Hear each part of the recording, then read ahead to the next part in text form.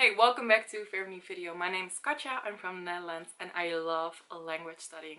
Other things I love are books and K-pop, and that's why I also document those subjects on my channel. For today's video, I thought it would be fun to talk about languages I might want to learn in the future. If you have watched already my language goals of 2022, then you already know a little bit of the things that I want to talk about first. If you haven't watched the video, you can watch it in the link down below. But let's summarize a few things here. My mother tongue is Dutch. My second language is English. I'm currently learning German and that goes very well. I'm also learning Korean. I'm very much a beginner.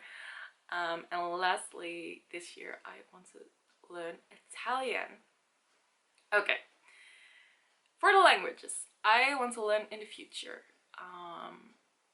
let's talk about the most common or most likely language that would make sense in a way to learn, and that's French. I actually found out that 80% of the vocab used in Italian and French is exactly the same, or it's almost the same, very similar. Fun fact, I actually already have a very basic or a good knowledge in the basic language of French, that I can find my way in France very well.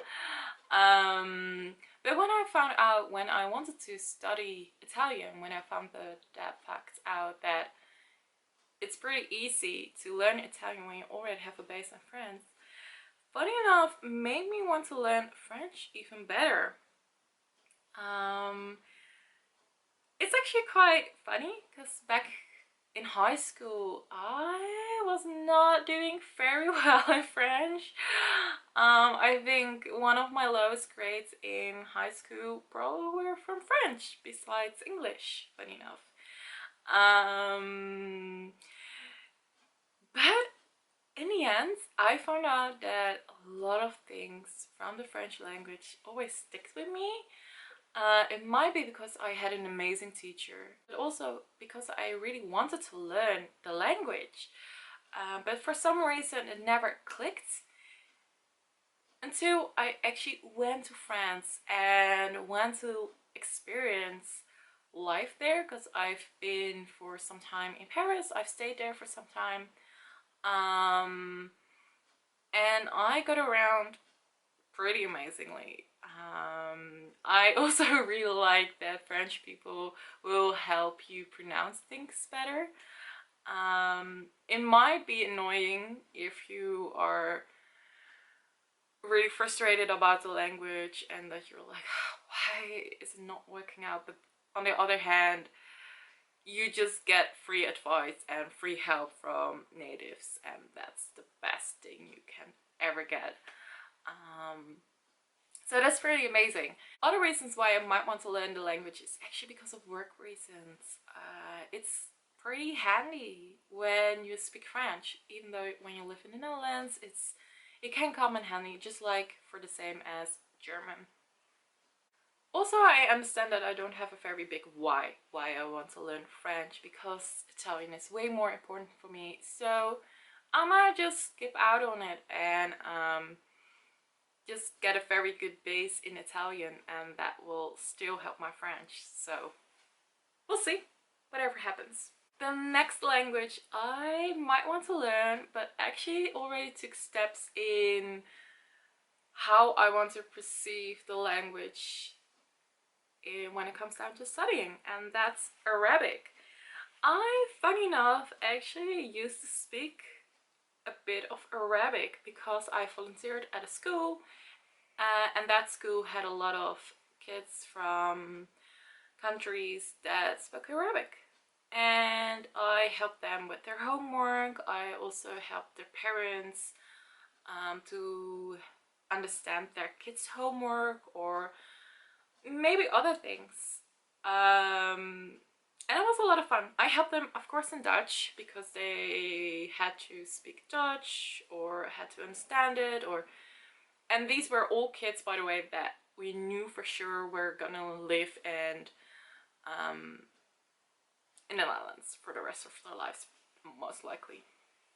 So that's why the Dutch language was very important. But every time when I saw those kids frustrated on the Dutch language, which I totally understand, because Dutch is kind of an impossible language from time to time.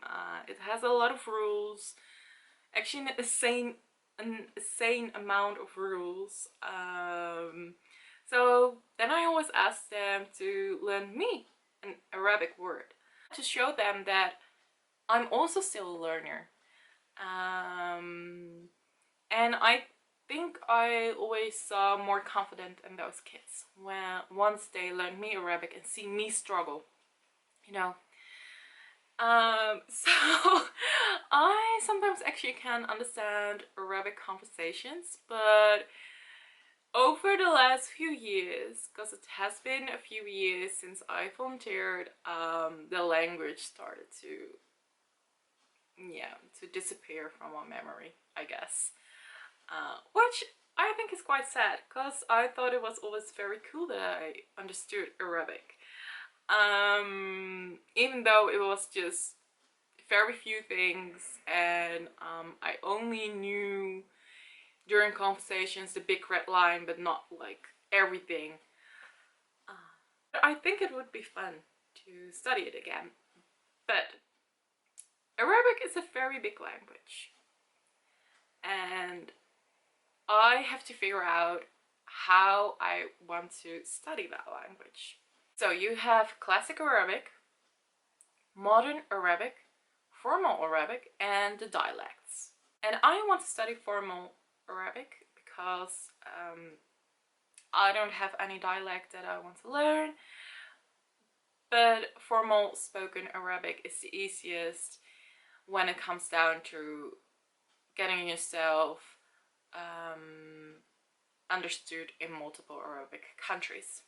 So the things that I want to learn in the Arabic language are most likely very basic, but just for fun.